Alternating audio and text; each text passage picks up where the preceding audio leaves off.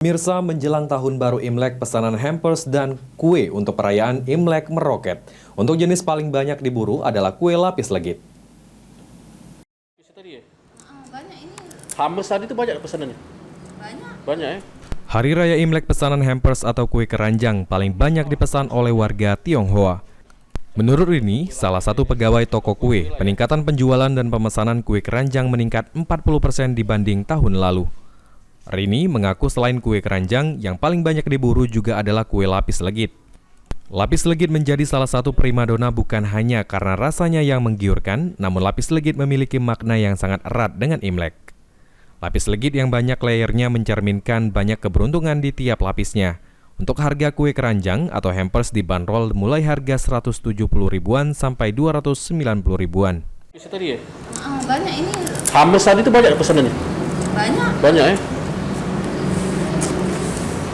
Hampers namanya? Hampers ya? Berapa kira-kira harganya? Ratusan? Ada yang ratusan, ada yang 200. Aji Delia, PAL TV.